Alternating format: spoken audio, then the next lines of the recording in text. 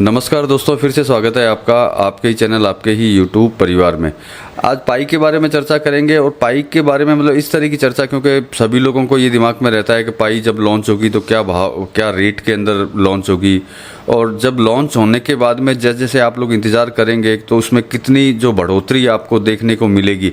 तो इसके ऊपर देखिए, जो बड़ी कंपनी जो क्रिप्टो एक्सपर्ट जो होते हैं इसके अंदर अच्छी खासी प्रिडिक्शन करते हैं उसके अंदर, पाई पे ही नहीं हर क्रिप्टो के ऊपर वो जो है अपनी प्रिडिक्शन डालते हैं कि हाँ भाई ये जो पाई क्रिप्टो है, मतलब क्रिप्टो भी एक पाई के साथ में डिजिटल करेंसी होगी, तो इसका भाव आगे जाकर के आपको क्या मिलने वाला है।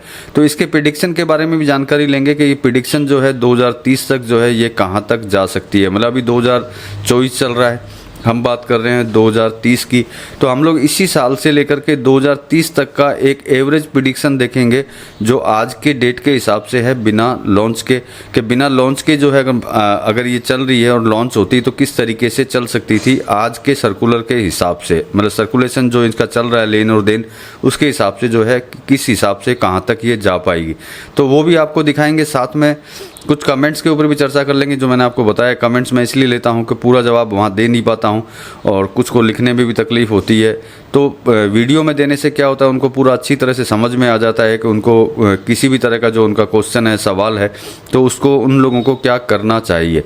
लेकिन साथ में आप ये भी बता दीजिएगा कि आपको जो मैं कमेंट्स लेता हूँ आपको अच्छे लगते हैं कि नहीं लगते हैं।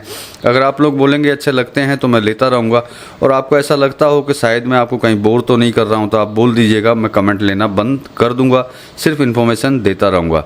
तो चलिए वीडियो को स्टार्ट करेंगे दोस्तों। लेकिन चैनल पर नए हैं तो वीडियो को लाइक और चैनल को सब्सक्राइब करना बिल्कुल मत भूलिएगा, क्योंकि मैंने देखा है कि आप लोग वीडियो तो ज़रूर देखते हैं, सब्सक्राइब नहीं करते हैं। तो वीडियोस को चैनल को सब्सक्राइब करने के लिए किसी तरह का क्रिप्टो नहीं चाहिए होता, ना ही टोकन चाहिए होता है, फ्री के अंदर सब्सक्राइब होता है, तो आप कर लीजिएगा। तो इससे एक देखिए सपोर्ट मिलता है आप लोगों की तरफ से, और हौसला बनता है कि चलो भाई आप लोग सब्सक्राइब कर रहे हैं तो हम लोग ज़्यादा से ज़्यादा वीडियो और ज़्यादा से ज़्यादा इन्फॉर्मेशन जो है आप लोगों तक पहुँचाएँ। तो चलिए वीडियो स्टार्ट करते हैं। वीडियो स्टार्ट करेंगे कमेंट के साथ में। कमेंट के बाद में आपको प्रिडिक्शन के बारे में बताएंगे कि 2024 से लेकर के 2030 तक जो है अपनी क्रिप्टो मतलब पाई जो है कहाँ तक जा पाएगी। तो चलिए वीडियो स्टार्ट करते हैं। पहला जो है कमेंट लेते हैं। पहला कमेंट जो ये है, जयंत कूल नाम लिखा हुआ है। इन लोग लिखा है, सर मैं जय हैदराबाद से, मतलब इनका नाम जय है और ये हैदराबाद से है। मेरे अकाउंट में डाउनलाइन में सभी की केवाईसी हो गया है, पर अभी कॉइन अनवेरिफाइड है में दिखा रहा है, ये कब कन्वर्ट होगा।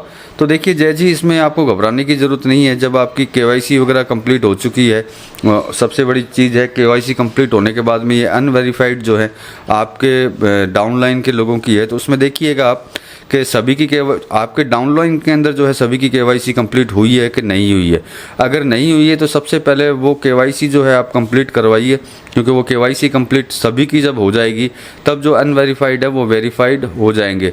अब मान लेते हैं कि कोई अगर नहीं भी करेगा, मान लीजिए किसी ने केवाईसी नहीं की, आपकी बात नहीं मानी, तो इसमें घबराने की ज़रूरत नहीं है। उसी का बोनस जो है शायद इसमें से कट जाएगा, और बाकी आपको लॉन्चिंग से पहले जो है जल्दी ही, मतलब जैसे केवाईसी की पहले प्रॉब्लम थी, अभी जो है डाउनलाइन के अंदर जैसे आप बोल रहे हैं कि अनवेरिफाइड के अंदर चल रहे हैं, तो वो वेरीफाइड ज़रूर हो जाएंगे। तो उसमें आपको इतना टेंशन लेने की ज़रूरत नहीं है। आप खाली देखते रहिए, और सबसे ज़्यादा यही देखते रहिए कि आपके डाउनलाइन के अंदर किसकी केवाईसी नहीं हुई है। तो चलिए अब अगला कमेंट लेते हैं। अगला कमेंट ये फैक्ट संदेम करके है, पता नहीं क्या नाम है, इनका नाम नहीं लिखा है इन्होंने। सर मेरा केवाईसी ओपन नहीं हो रहा, ना ही वैलेट क्रिएट हो रहा है, प्लीज़ हेल्प। तो देखिए इसमें किस तरह की प्रॉब्लम होगी मैं समझ नहीं पाया, क्योंकि जो आप बोल रहे हो कि ओपन ही नहीं हो रहा केवाईसी वाला स्लॉट, तो देखिए अगर आपको यूज़र आईडी वगैरह सब कुछ अगर याद है तो आप इसको ऐप को डिलीट करके दोबारा से आप लॉगिन कीजिए, तो मेरे हिसाब से इसके अंदर हो जाना चाहिए। क्योंकि वैलेट क्रिएट होने का नहीं होने का तो इसमें कोई सवाल नहीं होता है। आपका अगर वैलेट क्रिएट नहीं होता है और हो जाता है, कुछ गड़बड़ भी हो जाती है, तो आप दोबारा भी इसके अंदर क्रिएट कर सकते हैं। तो आप एक बार यूज़र आईडी पासवर्ड अगर आपको सारा कुछ, मतलब इसके लॉगिन की सिस्टम सारे अगर आपको याद हो, जो भी आपका पासवर्ड था या फिर जो भी जिस भी चीज़ से, फेसबुक से या मोबाइल से आपने लॉगिन किया है, तो वो अगर याद हो तो इसको मतलब री डाउनलोड करके एक बार इसको अनइंस्टॉल कीजिए, फिर वापस इंस्टॉल कीजिए, फिर दोबारा से कीजिए, मेरे हिसाब से हो जाएगा। अगला है ये फुरकन होगा, फुरकन। इन्होंने लिखा, सर मैननेट अभी तक नहीं आया है, मेल भी किया है 2 बार। तो देखिए मैननेट के लिए आप इतनी टेंशन मत कीजिए, लॉन्चिंग से पहले जो है आपका मैननेट में चला जाएगा, क्योंकि ये काम जो है पाई टीम का है, आपको इतना विचार करने की ज़रूरत नहीं है। बाकी सारे काम अगर कंप्लीट हो चुके हैं, KYC वगैरह वगैरह, तो आपको कुछ सोचने की ज़रूरत नहीं है। आपके कॉइन्स आपके हैं और वो आपको ज़रूर मिलेंगे, उसमें आपको बिल्कुल भी विचार करने की ज़रूरत नहीं है। ये अशोक वर्मा जी हैं, इन्होंने लिखा है, सर जी मैं अभी 18 साल का नहीं हुआ हूँ, तो मैं KYC मम्मी के नाम पर कर सकता हूँ क्या? ये इनका सवाल बहुत अच्छा है, क्योंकि बहुत लोग ऐसे होंगे जो मतलब मैच्योर नहीं है या 18 साल से कम है। तो उनको एक ही बात बोलूँगा कि मम्मी के नाम से अगर आप KYC करते हैं तो वो पूरा अकाउंट जो है मम्मी के नाम से ही होना चाहिए, आपके नाम से वो अकाउंट नहीं होना चाहिए। आपके नाम से अगर अकाउंट होगा तो KYC फिर आपको ही करनी पड़ेगी। तो इसलिए अच्छा ये है कि आपने जो भी अकाउंट बनाया हुआ है वो कंप्लीट अकाउंट जो है अपनी मम्मी के नाम पे कर दें और उन्हीं के नाम से जो है KYC कर दें, तो इसमें कोई तरह की दिक्कत नहीं है। लेकिन आपके नाम से है, अगर आपने डॉक्यूमेंट्स मम्मी के डाले तो आपको बहुत ज़्यादा दिक्कत आ सकती है। इस चीज़ का ध्यान रखिएगा। उस पूरे अकाउंट को जो है मम्मी के नाम से ही कर दें, उसके बाद में आप मम्मी से ही KYC करवा लें, तो इसमें किसी तरह की कोई प्रॉब्लम आपको देखने को नहीं मिलेगी।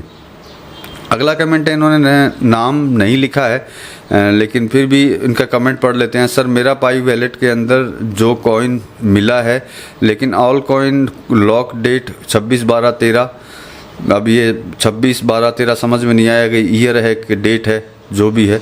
मेरे कहने का मतलब है ओपन मैननेट होने के बाद डेट का अंदर हम सेल कर सकते हैं क्या? प्लीज़ बोलीवर, बोलिए बोला होगा इन्होंने, बोलीवर लिख दिया, लिखने में दिक्कत हो सकती है।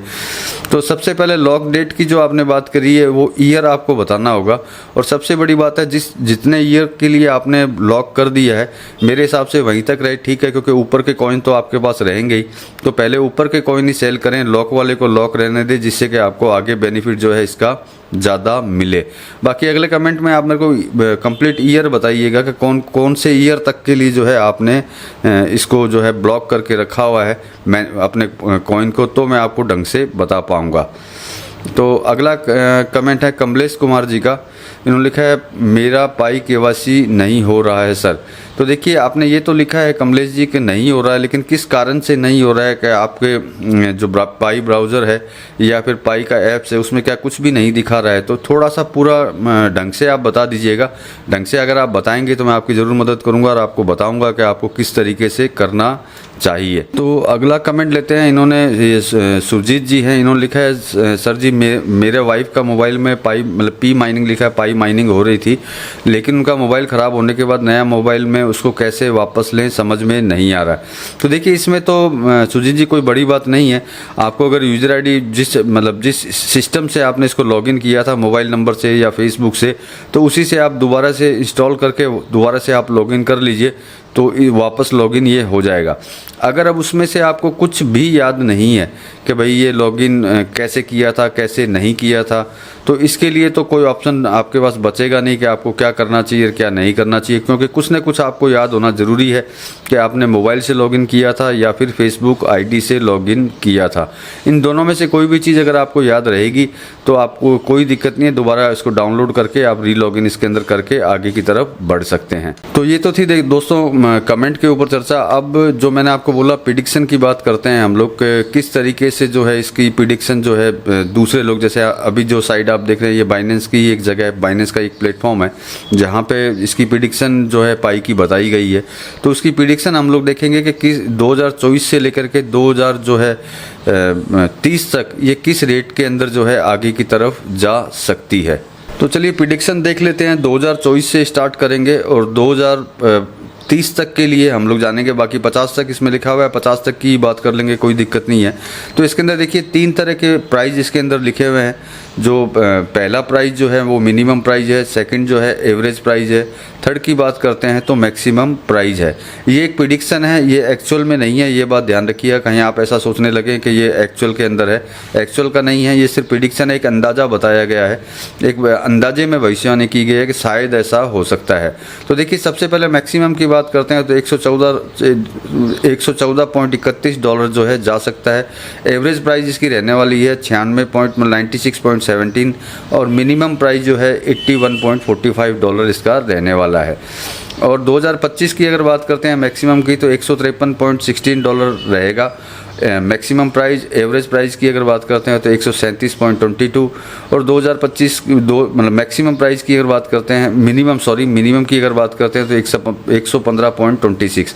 तो इस तरीके से देखिए सारे जो है प्राइस 2050 तक के हैं। अगर हम लोग 2030 और 2050 की अगर बात करते हैं तो इसके अंदर जो 2050 के अंदर जो बताया गया है मैक्सिमम प्राइस 2134.25 यूएसडी डॉलर इसके अंदर बताए गए हैं।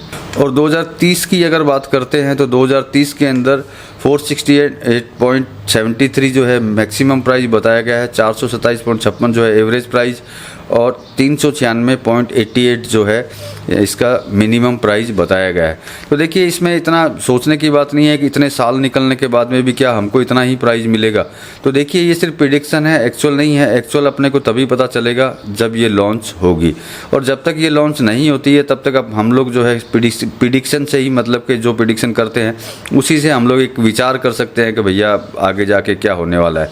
बाकी देखिए जीसीबी के बारे में आपको पता ही है, सभी लोग जिसको सपोर्ट करते हैं तो कोशिश करते हैं कि भाई वहीं तक आए, नहीं आएगी तो कुछ नीचे आएगी, क्योंकि इसकी यूटिलिटी बेस वैसे भी बहुत स्ट्रांग है। तो आगे जाकर के इसमें अपने को तेज़ी जो है देखने को मिलनी है। ऐसा नहीं है कि हम लोगों को इसकी जो रेट हैं ज़्यादा नहीं मिलेंगे, लेकिन प्रिडिक्शन देखने से कुछ एक अंदाज़ा सा लग जाता है कि शायद ये लॉन्च होने के बाद में क्या चलनी है और क्या नहीं चलनी है। लेकिन इतना भरोसा इसके ऊपर करने की ज़रूरत नहीं है कि नहीं यही भाव होने वाले हैं, क्योंकि हम तो कभी चाहेंगे नहीं कि ये कभी नीचे की साइड रहे, ये ऊपर की साइड ही जाने की कगार पर रहेगी। लेकिन बोलने वाले बोलते हैं, वही प्रिडिक्शन मैंने आपको इसलिए दिखाया कि जिससे कि आपको प्रिडिक्शन करने वालों की जो कैपेसिटी है, सोच है, वो आपको पता चले।